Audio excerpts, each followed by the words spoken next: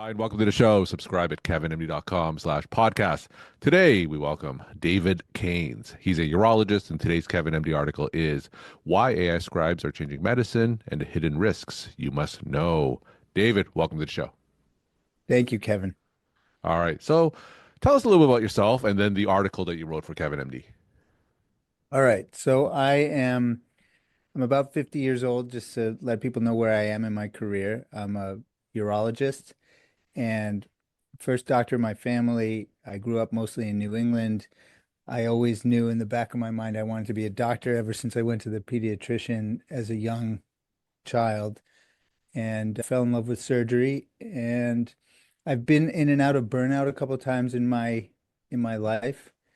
And improving my workplace efficiency is what personally got me out of it. Hmm. And so that's why I became interested in AI scribes and adjacent topics.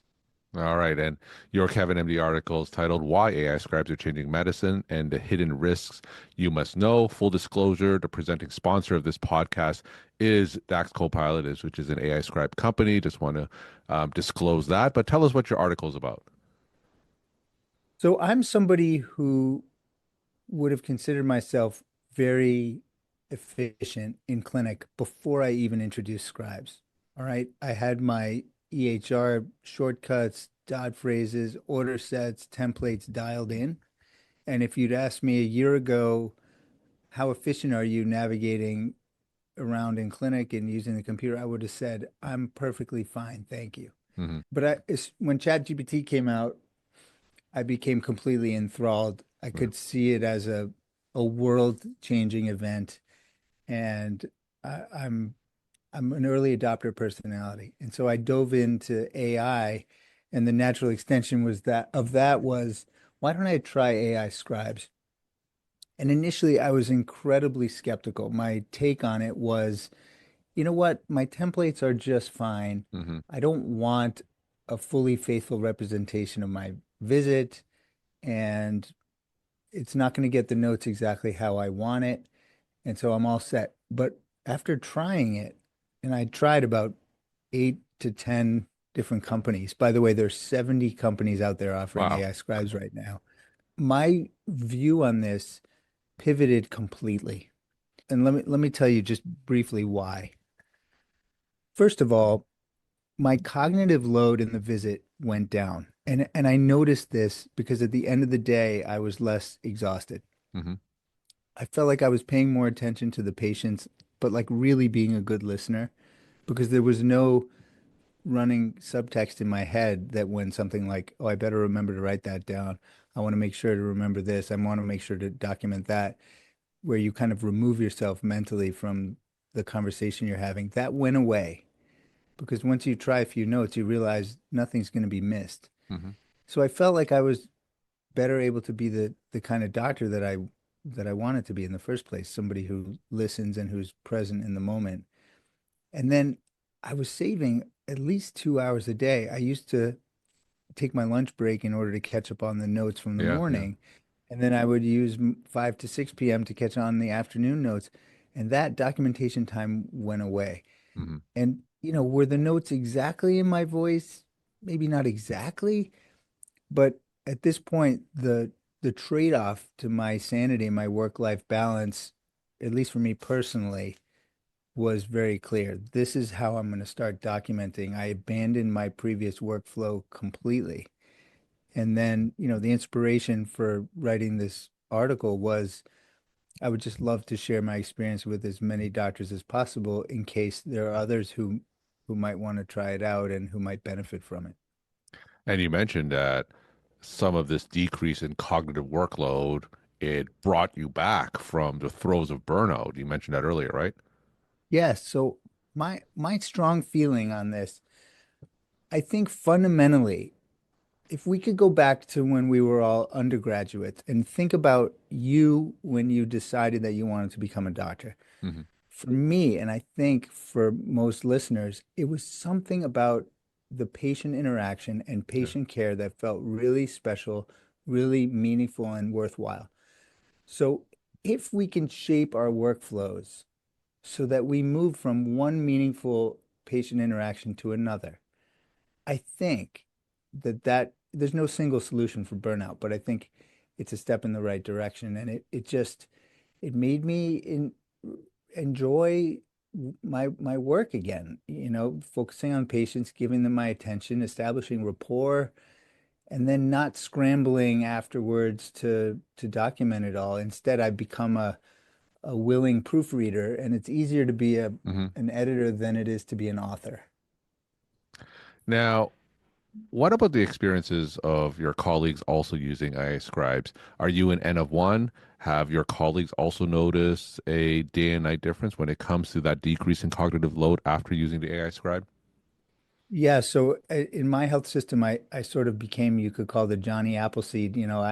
I became vocal about it, and I told my colleagues, and it spread to the point where ultimately the health system decided to bring on an AI scribe for all the doctors.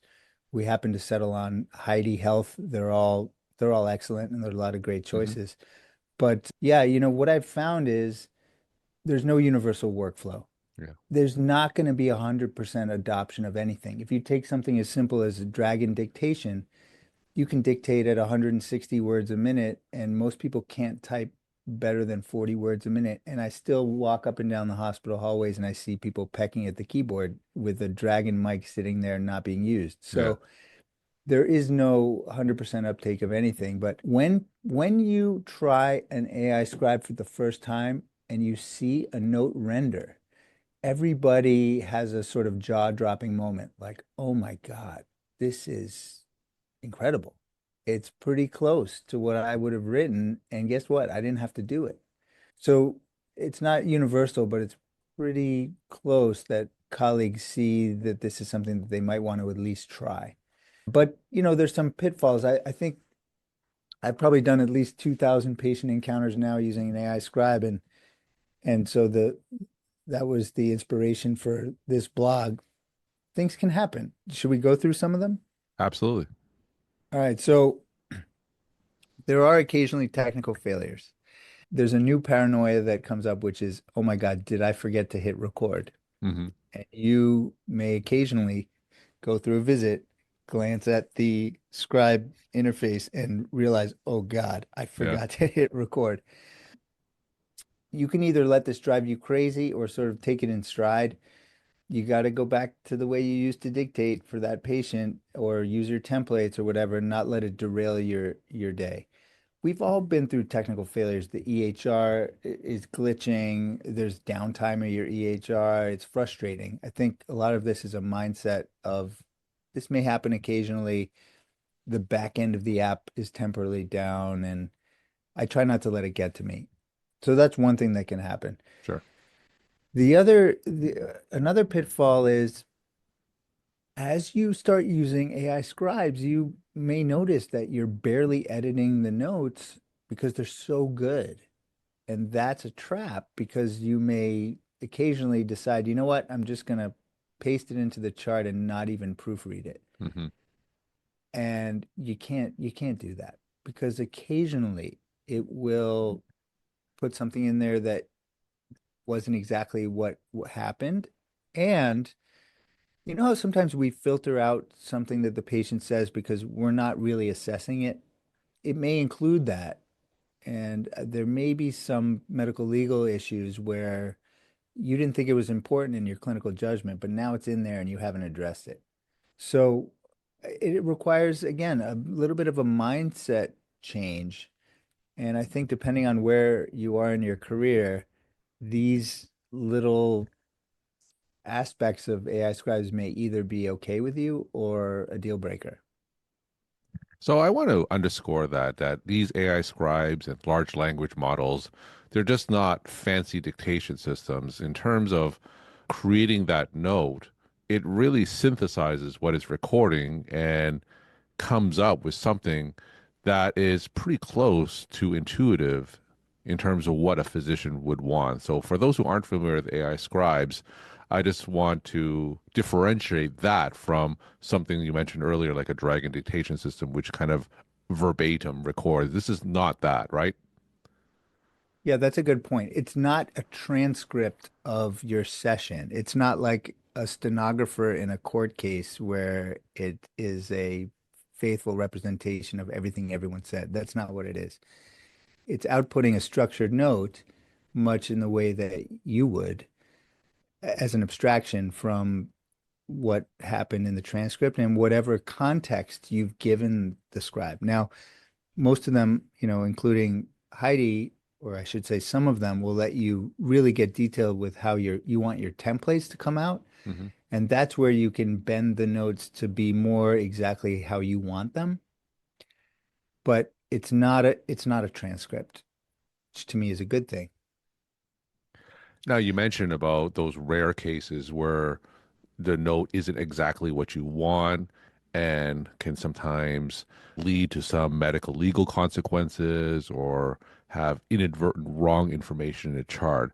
Anecdotally, have you heard any cases, whether in your system or just from your colleagues, where that actually has harmed patient care? I haven't. This is all theoretical. Since we're on the medical legal topic, I will say a lot of objections from doctors who hear about scribes is one, I don't want this transcript to be out there and released to the legal system. That I think is a far-fetched concern. None of the AI scribe companies would want that to occur because it would ruin the industry. That I'm not worried about. But I'll give you an example in urology. And again, I don't know of any cases like this. Let's say a patient tells me that there's blood in the urine, and on more further questioning, it's more that the urine was just very concentrated and they were dehydrated. So I'm not going to assess gross hematuria, blood in the urine, because in my estimation, there just wasn't any. Now, what if in the AI scribe scenario, it puts the patient's voice in there as having blood in the urine, and I didn't proofread it carefully, so I didn't notice. I left it in there, and 6 years later, the patient develops a bladder tumor, and so that note now is a potential Achilles heel for me. Um, to me, that would be a proofreading issue. You've got Mhm. to proofread these notes. You got to make sure that what's in there is what you intend to be in there. We're constantly filtering what we want to be in there and what we don't want, and the AI scribe may not always make those choices in the same way that you would. In your article, you talk about copy pasting errors that can be exacerbated by scribes. So talk more about that. Yeah, so most AI scribes, in my experience, at least when you first sign on, if there's no formal integration into the EHR, you're going to be copying, pasting from the AI scribe software into your EHR, Hmm. which is, by the way I do it now. I don't find it to be difficult or onerous or annoying. It's just part of the workflow, a couple of clicks. But it does pose an existential threat that you're going to paste it into the wrong chart. And And so you need to be aware of that. You need to put in some double checks. And it's now part of my workflow. Every time I paste, I do a pause and I check the name that's in the note to the name that's on the chart, just as a fail safe to save myself from making that kind of mistake. Do you ever worry that physicians are going to lose their manual documentation skills? I'm actually not that much older than you, just a year or two older than you. So when we were in medical school, right, we always had to handwrite the patient's story and handwrite the assessment and plan. Then we went to electronic medical records where we either type it out or dictate it. And now we have these ambient AI scribes, which really captures the patient's story without us really having to narrate it or write it down. So, how do you think that's going to affect the Yeah, physician's manual documentation skills? that's a wonderful question, Kevin. Let me tell you my take on this. My answer is no, I'm not worried about this, but let me tell you why. With every major advance in the history of humankind, really. If you take the Industrial Revolution and the introduction of factories and mass manufacturing, we were afraid that people were going to lose their manual skills on the assembly line and that kind of thing. The old skill often just doesn't matter anymore. Hmm. It's the same thing in surgery. When we go from open surgery to laparoscopy, hardly any trainee can do an open gallbladder removal now, but it doesn't matter because it's no longer a relevant skill. What makes me most excited about the move towards ambient scribes and documentation this way is that what does it free you up to do instead? It frees you up to do more thinking about the patient in front of you.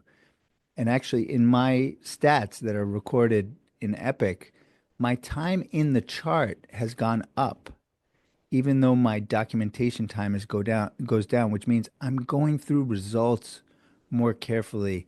I'm reading through the imaging results and the lab results and other doctors' notes while I have the patient in front of me and making more eye contact with them. So it's freeing up my again, cognitive load now is open to do more important things. So, a generation from now, if doctors don't know how to write a note from scratch, but they're focusing on doctoring, I think that saves our field. I think that saves our profession. Now, where do you see the future of AI scribes heading? Like I said, there's kind of a wild west out there. There's 70 plus AI scribe companies. So, what do you see in the foreseeable future regarding the technology itself? So my take on that is that in short order, AI scribes is is sort of going to be table stakes. It's like being able to electronically send a prescription. Now it's just considered something that every EHR has to have. We don't talk about which one does that better. I think there's going to be a sort of reversion to the mean where they all do a pretty decent job at the actual note writing. Mhm. So the next frontier is going to be which companies can capture the downstream tasks that happen after the note. So, for example, within the next couple of years, it'll be I mentioned in the visit that I'm going to refill your prescription for metoprolol and order a CAT scan. And as soon as I turn to the EHR, those orders are already pended for you to be proofread and signed by you. AI agents that then start the process of tracking the patient down to make sure they follow up on all those plans that you just instituted. So to me, the next frontier is going to be the downstream tasks that have to be done after the note is finished. How can we make that easier for doctors? Do you ever worry about administration not being aligned regarding that cognitive load decrease? They simply just see the numbers and say, you're spending 2 hours less documenting. Why don't you see four more patients instead? Do you see that they're having some conflicting goals regarding the AI scribes? Yes, I am very worried about that. If there's a call to action from this podcast, I would urge doctors to take not an aggressive stance, but more of a active role in being the ones who decide what their own workflow should look like. We're the ones seeing the patients. We are the ones generating the revenue. And it's our sanity at the end of the day. There's too many doctors committing suicide, leaving medicine. It's time for us to say, you know what? This is how it should be. I need this for my own occupational distress level. I get to decide how many patients I see in a day. And if I see two more patients and it's less work, I'm happy to do that. But you can't break my back so that I'm back to being burnt out. I want doctors to be enabled to speak up when they feel like their workflow isn't working right. There's too many clicks in the EHR. We're a very deferential group of people. God bless us. But we need to stand up for ourselves more. We're talking to David Canes. He's a urologist, and today's Kevin MD article is Why AI Scribes Are Changing Medicine and the Hidden Risks You Must Know. David, let's end with some take home messages that you want to leave with the Kevin MD audience. Yeah, so take home messages for me are I want to go back and echo what I said about time face to face with the patient. That time is what our purpose is. And that's the time, the face to face time with the patient that makes us feel the most fulfilled. So, what I want people to do is examine their workflow and look at bottlenecks and think of ways for it to be solved. I'll give you one example that's near and dear to my heart. One of the things that I found in my practice is I got frustrated by teaching patients the basics over and over again and never getting to the personal parts of why they were seeing me. Mhm. So I started well prepped. Well prepped is a way of sending patient education to their patients, beforehand so that they walk in already up to speed. That's just one example. AI scribes are another. Look at your workflow and think about what frustrates you, what makes you want to bang your head against the wall, and then fix it. Look for solutions. Speak up and be an advocate for yourself. David, thank you so much for sharing your perspective and insight. Thanks again for coming on the show. Thank you, Kevin.